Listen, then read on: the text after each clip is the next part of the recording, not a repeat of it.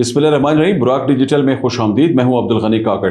ناظرین، افغانستان کے دارالحکومت کابل کے حوالے سے مسلسل کچھ اطلاعات ایسی سامنے آ رہی ہیں جس پر بین الاقوامی جو کمیونٹی ہے انہوں نے شدید جو تحفظات ہیں وہ ظاہر کیے ہیں. کل بھی اطلاعات یہ سامنے آئی تھی کہ جو گرین زون ہے وزیر اکبر خان کا جو ایریا ہے کابل کا، وہاں بھی اطلاعات یہ ہیں کہ جو یہ ہوسٹائل ایجنسیز کے لوگ ہیں انہوں نے طالبان کے ساتھ مل کر، طالبان جو رجیم ہے ان کے ساتھ مل کر ان کے جو پروکسیز ہیں انہوں نے وہاں پہ سیف ہاؤسز میں منتقل کرنے کا جو سلسلہ ہے وہ شروع کیا ہے، جس میں خاص کر ٹی ٹی پی کا جو سربراہ ہے وہ بھی شامل ہے. پھر اسی طرح حافظ گل بہادر گروپ کے جو کچھ کمانڈرز ہیں وہ بھی شامل ہیں. بی ایل اے کے کچھ جو قائدین ہیں، ان کے جو تنظیم کے مرکزی جو کردار ہیں جو کہ افغانستان میں ان کو پناہ دی گئی ہے طالبان کی جانب سے، ان کے بارے میں بھی اطلاعات تھی کہ ان کو وہاں پہ شفٹ کیا گیا ہے یا یہ پروسیس ابھی جاری ہے. تو اس پر جو وہاں پہ اس انتہائی حساس زون میں وہاں کی جو کمیونٹی ہے، جہاں خاص کر وہ جو غیر ملکی شخصیات وہاں پہ مقیم ہیں، ان کے جو تحفظات ہیں وہ یہ سامنے آئے کہ انہوں نے وہاں پہ اگر ان دہشت گردوں کو ٹھہرانے کا سلسلہ شروع کیا ہے طالبان نے، تو اس سے وہاں پہ ان کی جو سیکیورٹی ہے وہ کس طرح کمپرومائز ہو سکتی ہے، کس طرح معاملات جو ہیں گمبھیر شکل اختیار کر سکتے ہیں.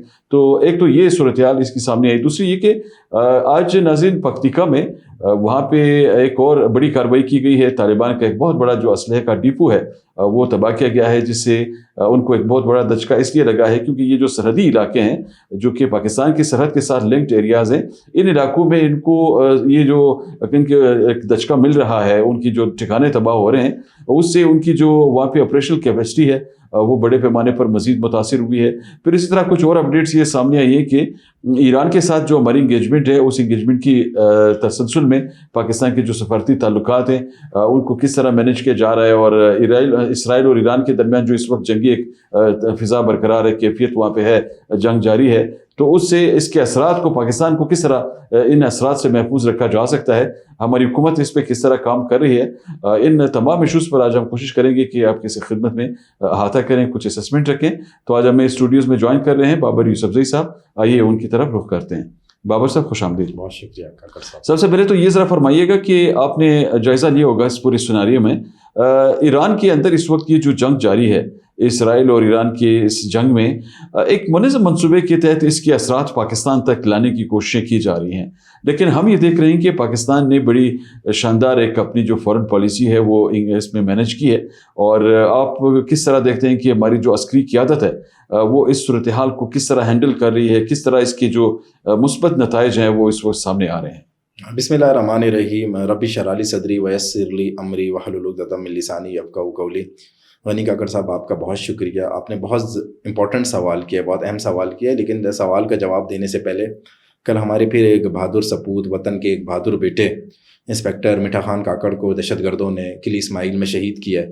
میں ان کی شہادت پر ان کے خاندان سے اظہار افسوس کرتا ہوں، اور ہمیں فخر ہے کہ ہمارا ایک بیٹا پھر وطن کے اوپر قربان ہوا ہے. میٹھا خان جو ہے وہ ایک بہادر پولیس آفیسر تھا، ایک ایماندار پولیس آفیسر تھا، اور فتنۃ الہندوستان کے دہشت گردوں نے اسے شہید کیا ہے. ہم تمام لواحقین کے ساتھ اور ان کے جو وارثین ہیں ان کے غم میں برابر کے شریک ہیں. شہید کی جو موت ہے وہ قوم کی حیات ہے.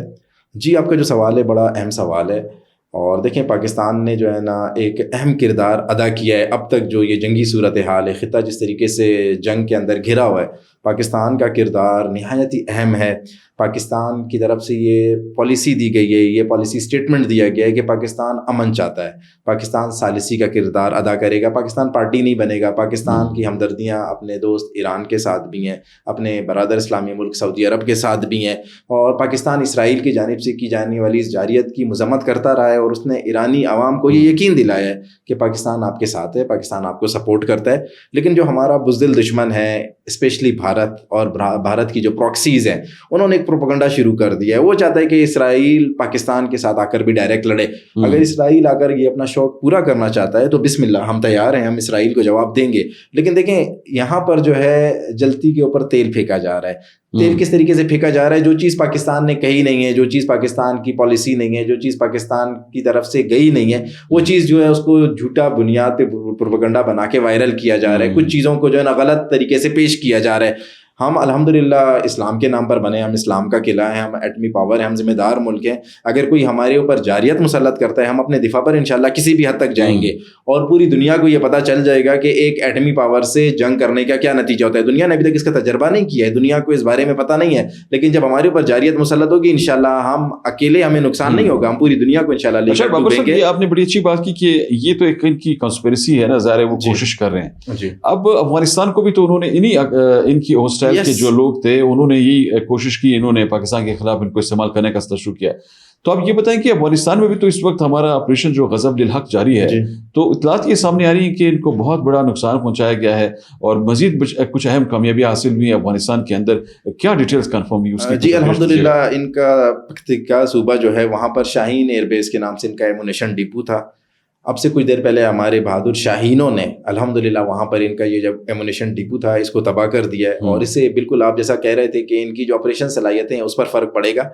دیکھیں پاکستان جو اس وقت آپریشن غضب للحق کر رہا ہے, میں ہمیشہ کہتا ہوں وہ افغانستان کے عوام کے خلاف نہیں ہے, وہ افغانستان کے خلاف نہیں ہے, وہ ان دہشت گردوں کے خلاف ہے جو افغانستان میں چھپے بیٹھے ہیں, جو پاکستان کا امن خراب کر رہے ہیں, جو پاکستان میں در اندازی کرتے ہیں. ان دہشت گرد گروہوں کے خلاف ہیں جو منفی سوچ رکھتے ہیں, جو دہشت گردانہ سوچ رکھتے ہیں. ہم آپریشن کر رہے ہیں, ہم TTP کے خلاف کر رہے ہیں, ہمیں اپنے دفاع کا, اپنی خود مختاری کا اور اپنے جو ہے نا سالمیت کا حق حاصل ہے. بالکل میں پہلے بھی آپ کو بتا چکا ہوں کہ آئین کا RUN کا آرٹیکل ہے 51, آئین آرٹیکل 51, وہ ہمیں یہ اجازت دیتا ہے کہ ہم اپنے دفاع میں کسی بھی حد تک جائیں. تو پاکستان میں در اندازی ہو رہی تھی افغانستان سے, ہماری مساجد پہ, ہمارے مدرسوں پہ, ہمارے اسکولوں میں, ہمارے بازاروں میں یہ TTP کے دہشت گرد, BLA کے دہشت گردی کر رہے تھے. تو ہم انہیں کاؤنٹر کرنے کے لیے وہاں پر کر رہے ہیں. الحمدللہ اب تک سینکڑوں فتنۃ الہندوستان اور فتنۃ الخوارج کے دہشت گرد, ان کے سہولت کار, ان کے جو ہے نا اعلی کار, وہ اپنے انجام کو پہنچ چکے ہیں, جہنم واصل ہو چکے ہیں. دہشت گردوں کے ہم نے سینکڑوں ٹھکانے تباہ کر دیے ہیں, سینکڑوں وہ مشینری. اور بتا رہی ہیں کنفرم ڈیٹیلز یہ کہ 583 سے زیادہ لوگ مارے گئے, دہشت گرد لوگ آپ نہیں بولیں, لوگ افغانستان کے لوگ ہمارے لیے وہ قابل احترام ہے. یہ دہشت گرد ہیں جو دہشت گرد مارے گئے, 583 دہشت گرد ہیں. اس کے علاوہ آپ کو پتہ ہے وہ آرٹلری, ٹینکر, وہ اس کے علاوہ جو بارود کا ذخیرہ جو پاکستانی عوام کے خلاف استعمال ہو رہا تھا وہ ہم نے تباہ کیا ہے. آج ابھی میں آپ کو بتا رہا تھا شاہین ایئر بیس پہ ایمونیشن ڈپو ہم نے تباہ کیا. دیکھیں ایئر بیس کو ہم نے نہیں تباہ کیا, ہم نے صرف وہ ڈپو کو ہم تباہ کیا کیونکہ اس میں جو بارود تھا وہ پاکستان کے عوام کے خلاف استعمال ہو رہا تھا. فوجی ساز و سامان نشانہ بنایا. تو یہ اسرائیل, افغانستان اور بھارت کا گٹھ جوڑ ہے. بھارت یہ چاہتا ہے کہ اسرائیل اور پاکستان بھی لڑے. بھارت ہم سے ڈائریکٹ نہیں لڑ سکتا, وہ کبھی اپنی پروکسیز کو بھیج دیتا ہے افغانستان کے ذریعے, فتنۃ الہندوستان اور فتنۃ الخوارج کو, اور کبھی اب وہ اسرائیل کو چاہ رہا ہے ڈائریکٹ لڑے. ہم جنگ نہیں چاہتے, ہم امن چاہتے ہیں, لیکن اسرائیل بھی کسی غلط فہمی میں نہیں رہے. اور ایک بات اور, میں یہاں پر وہ ایک افغان وزیر دفاع ہیں ملا یعقوب, وہ بھی ہمارے ٹکڑوں پر پڑنے نمک حرام ہے. انہوں نے ایک بیان دیا کہ اگر پاکستان نے کابل پر حملہ کیا تو ہم اسلام آباد پہ حملہ کریں گے. میں انہیں بتانا چاہتا ہوں کہ تمہارا باپ بھی اسلام آباد پہ حملہ نہیں کر سکتا. اسلام آباد کی طرف تم نے آنکھ اٹھا کر دیکھا, ہم تمہاری آنکھیں نکال دیں گے. یہ کون سی نئی بات ہے, پاکستان نے تو یہ جو اسٹرائکس شروع کی ہیں وہ کابل سے کی ہیں. جی پاکستان نے تو کی ہے, کابل سے کی, لیکن اب وہ دھمکیاں دے رہے ہیں نا, اور پھر دیکھیں کس طرح سے حملہ کرے گا. ہم تو ایئر اسٹرائک کر رہے ہیں, ہمارے پاس الحمدللہ ایک پروفیشنل ایئر فورس ہے.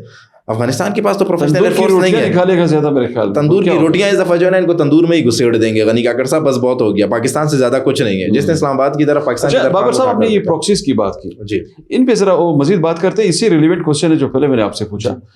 اب یہ جو صورتحال سامنے آ رہی ہے, یہ ایک منظم منصوبے کہتے تھے, جو ہم دیکھ رہے ہیں کچھ شواہد ایسے سامنے ہیں کہ انہوں نے فرقواریت کی جو پھر ایک صورتحال ہے اس کو بنانے کی کوشش کی ہے.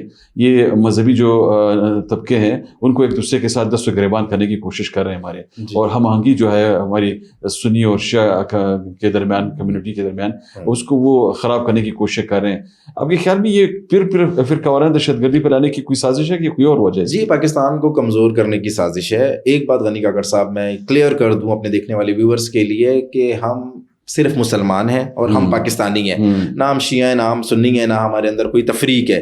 جو یہ سمجھتا ہے کہ ہمیں ڈیوائڈ کرے گا, ہمیں تقسیم کرے گا, یہ اس کی غلط فہمی ہے. ابھی حال ہی جو ایران میں جو صورتحال بنی, اسپیشلی ایران میں جو صورتحال بنی, اور آیت اللہ خامنائی کے بعد یہ جو بھارت کی کچھ پروکسیز ہیں انہیں ایکٹیو کیا گیا بلوچستان میں, انہیں ایکٹیو کیا گیا پاکستان میں, اسپیشلی گلگت بلتستان میں, کراچی میں, بلوچستان میں, کہ آپ لوگ جو ہے نا فرقہ واریت والے بیانات دیں, آپ لوگ نفرت پھیلائیں. لیکن میں پاکستانی قوم کو خراج تحسین پیش کرتا ہوں ہوں, پاکستانی قوم نے ان کے اس بیانیے کو مسترد کیا, پاکستانی قوم نے ان کے ان نعروں کو, ان سلوگنز کو مسترد کیا, اور پاکستانی قوم نے کہا ہم ایک ہیں. لیکن یہ جو سب کچھ کر رہے ہیں, جو فرقہ واریت بڑھا رہے ہیں, جو شیعہ سنی جو ہے فسادات چاہتے ہیں, میں آپ کو یہ بتاؤں یہ پاکستان کے ساتھ مخلص نہیں ہے, یہ علماء کرام نہیں ہیں, یہ پیڈ ایجنٹ ہیں. انہوں نے پیسے لیے ہوئے ہندوستان سے, اور ایران میں بھی تو دیکھیں ایسی پراکسیز بیٹھی ہوئی ہیں جو پاکستان مخالف ہیں, جو چاہتی ہیں پاکستان میں اس طرح کے حالات ہوں, پاکستان جو ہے نا ترقی نہیں کرے. یہ ان کے پیڈ ایجنٹ ہے, اور انہوں نے جان بوجھ کر اس طرح کی باتیں کی ہیں. لیکن پاکستان کی عوام باشعور ہے, ہم ایک اللہ کے ماننے والے ہیں, ہم ایک نبی کے ماننے والے ہیں, ہم ایک رسول کے ماننے والے ہیں, ہم ان تمام چیزوں کو مسترد کرتے ہیں,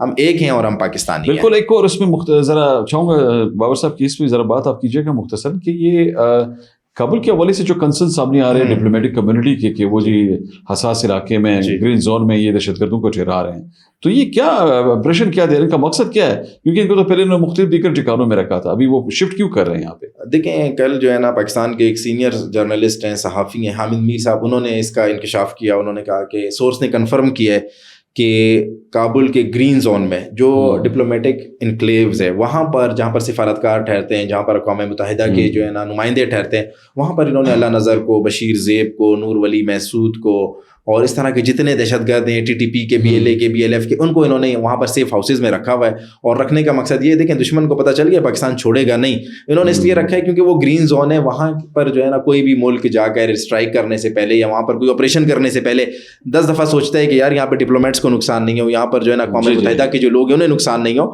تو انہوں نے یہ ایک چال چلی ہے, لومڑی تو ہیں یہ آپ کو پتہ ہے, تو انہوں نے وہ لومڑیوں کی طرح ایک شاطرانہ چال چلی ہے, ان کو وہاں پر سیف کیا ہے. لیکن ہماری سورسز نے کنفرم کیا ہے, اس کے بعد ہم بھی اس پہ رات کو میں کام کرتا رہا ہوں, کابل میں مختلف لوگوں سے بات ہوتی رہی ہے, انہوں نے کنفرم کیا کہ انہوں نے اس طرح کی کوئی چال چلی ہے, انہوں نے ان کو لا کر یہاں پر بٹھا دیا تاکہ پاکستان یہاں پر ایئر اسٹرائک نہیں کرے یا لیکن آپریشن نہیں کرے.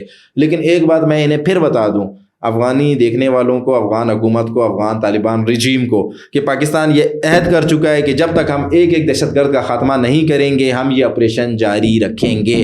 ہم ان دہشت گردوں کا خاتمہ کریں گے یا افغانستان خود مار دے, بشیر زیب کو مار دے, اللہ نظر کو کہیں پر پھینک دے, لگا دے کسی پر بھی الزام, وہ افغانستان جانے, اس کا کام جانے. اگر افغانستان ان کے خلاف کارروائی نہیں کرتا, ہمیں پکڑ کے دے دے, ہم اس کو جو ہے نا لے کر جائیں گے عدالتوں میں اور قانون کے مطابق اور آئین کے مطابق انہیں سزا دلوائیں گے. اگر افغانستان یہ نہیں کرتا اور یہ سمجھتا ہے کہ وہ گرین زون میں ان کو بچائے گا تو وہ اس کی غلط فہمی ہے. غنی کاکڑ صاحب, لٹرلی مجھے پتا چلا ہے کہ 8 سے 10 غیر ملکی سفارتکار, جن میں یورپین کنٹریز بھی شامل ہیں, جن میں گلف کنٹریز بھی شامل ہیں, وہ افغانستان کا کابل کا گرین زون چھوڑ کر جا رہے ہیں. انہوں نے افغان حکومت کو بتا دیا ہے کہ ہم اس علاقے میں, ہم اس ایریے میں, ہم کابل میں مزید نہیں رہ سکتے. آپ نے دہشت گردوں کو کابل میں بسا دیا ہے, اب ہم نہیں رہ سکتے کیونکہ یہ دہشت گرد ہمیں بھی کل کو نقصان پہنچا سکتے ہیں. تو افغانستان کو دیکھیں, سفارتکاری میں بھی یہاں پر بہت بڑا دھچکا لگا ہے, پوری دنیا کے سامنے افغانستان ایکسپوز ہو رہا ہے. وہاں پر جو غیر ملکی سفارتکار ہیں انہیں یہ پتا چل گیا ہے کہ یہاں پر دہشت گردوں کو ٹھہرایا ہوا ہے. ڈپلومیٹک انکلیو یا ڈپلومیٹکس کی جیسی جگہ, جیسے یہ گرین زون ہے, یہاں پر کسی کو نہیں ٹھہرایا جاتا دہشت گردوں کا. لیکن افغان طالبان رجیم جو ہے, افغان حکومت اتنی بوکھلاہٹ کا شکار ہے, سازش ہوگی. جی اچھا بابر صاحب, اس میں ذرا مختصراً اس پہ کمنٹ کیجیے گا کیونکہ ہمارے پوڈ کاسٹ کا ٹائم کم ہو گیا ہے. یہ ہمارے جو کانفرنس سیاستدان ہیں بلوچستان کے, خاص کر ہم بات کرتے ہیں, مجھے تو صورتحال میں ایک ایسے وقت جب ان کا کردار بڑا اہم ہے, آپ کے خیال میں خاموش کیوں ہیں؟ وہ خاموشی نہیں سامنے آ رہی ان کی؟ قوم پرست کہتے ہیں, میں ان کو مفاد پرست کہتا ہوں, میں انہیں منافق پرست کہتا ہوں. بالکل یہ جو ہے نا ہوا کی رخ پہ چلتے ہیں, یہ ہوا کی رخ دیکھتے ہیں, ان کا کوئی نظریہ نہیں ہے, ان کی کوئی سوچ نہیں ہے, ان کی کوئی فکر نہیں ہے. ان کے لیے صرف اپنے مفادات جو ہیں وہ اس کو ترجیح دیتے ہیں, اپنے مفادات کو دیکھتے ہیں, اپنے مفادات ان کے مقدم ہیں. انہوں نے کبھی بھی جو ہے نا حق اور سچ کی بات نہیں کی ہے. یہ جو ہے نا صرف ہوا کے رخ پر, جب آپ دیکھیں دہشت گردوں کی کاروائیاں زیادہ ہو جاتی ہیں, یہ دہشت گردوں کے حق میں بات کرنے لگتے ہیں. جب ریاست مضبوط ہو جاتی ہے, یہ ریاست کی طرف کھینچے چلے آتے ہیں. تو اس وقت ان کی جو خاموشی معنی خیز نہیں ہے, یہ منافقانہ خاموشی ہے, یہ ہمیشہ سے ایسی رہی ہے. خام تیل کے حوالے سے ہماری جو پالیسی حکومت جی, تو حکومت تو مینج کر رہی ہے نا, اس میں حکومت کا کیا قصور ہے؟ اس میں بھی سیاست کرنا شروع کیا نہیں, خام تیل کے حوالے سے جو یہ بات کر رہے ہیں, یہ ایک انٹرنیشنل ایشو ہے. اس ٹائم پوری دنیا حالت جنگ ساری دنیا متاثر ہے, ابنائے حرم سے جو ہے وہ ٹریڈ رکی ہوئی ہے. اور اگر قوم پرست اس حوالے سے اگر آپ بات کر رہے ہیں, میں آپ کی بات کو سوری میں سمجھ نہیں سکا, اگر آپ یہ خام تیل کے حوالے سے بات کر رہے ہیں تو خام تیل کے حوالے سے جو یہ ایک انٹرنیشنل ایشو ہے. میں یہ چاہ رہا تھا کہ ابھی آپ دیکھیں نا کہ جو اس وقت بحرانی صورتحال ہے, اس پہ جہاں پہ قومی یکجہتی کی ضرورت ہے, بابر صاحب ان کا کردار سامنے نہیں آ رہا. لیکن کل ہم دیکھ رہے تھے انہوں نے کوئی بیانات پھر جاری کیے کہ جی हुकूमत ने बहुत ज़्यादा इजाफा किया है, तो क्या ये इनको सूरत-ए-हाल जब समझ आप नहीं आ रही? हुकूमतों में होते हैं और इस तरह के हालात होते हैं तो आप क्या लोगों को अपने घरों से तेल और पैसे देते हैं? मैं समझ नहीं आता कि इस मुल्क में जो है ना सियासत मुल्की इश्यूज़ पर क्यों की जाती है। आपने सियासत करनी है, आप अपने सियासी इश्यूज़ पर करें। मुल्क की सलामती के ऊपर सियासत नहीं होती है गनी काकड़ साहब। ये मुनाफिक हैं, ये मफाद परस्त हैं, पूरा खित्ता इस टाइम हालत जंग में है।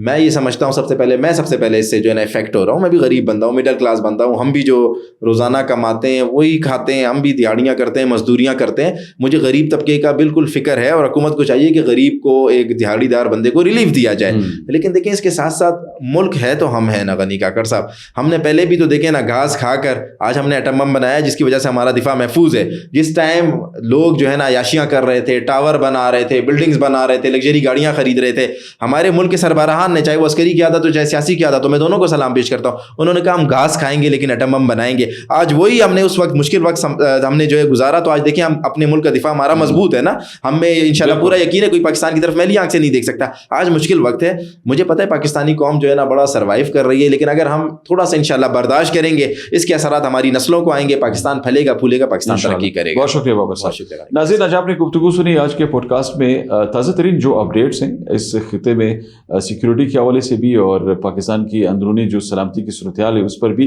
क्या इक़दाम किए जा रहे हैं और इन इक़दाम के क्या नताइज सामने आए, और ख़ासकर ईरान इसराइल जंग के असरात से पाकिस्तान को किस तरह महफूज रखा जा सकता है। और फिर मशरिक़ी वस्ता में इस वक्त तेल के जो नर्ख है जिस तरह वो बढ़ रहे हैं, उनके नरखों में इजाफे की वजह से जो एक बहरान पैदा हुआ है, उस बहरान में क्या सूरत हाल डेवलप भी है और किरदार क्या अदा करना चाहिए हमारी सियासी क़यादत को भी और दीगर कायदीन को भी जो कि इस वक्त जिनके पास इख्तियारात हैं इस मुल्क के बागडोर के हवाले से।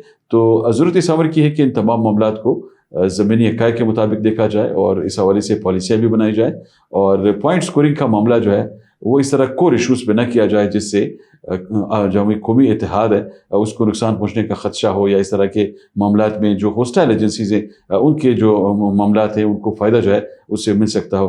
तो ये कुछ ताज़ा तरीन सूरत हाल थी। इंशाल्लाह मज़ीद जो अपडेट्स होंगी उनके साथ आपकी खिदमत में दोबारा हाजिर देंगे। तब तक इजाज़त दीजिए। अल्लाह हाफ़िज़।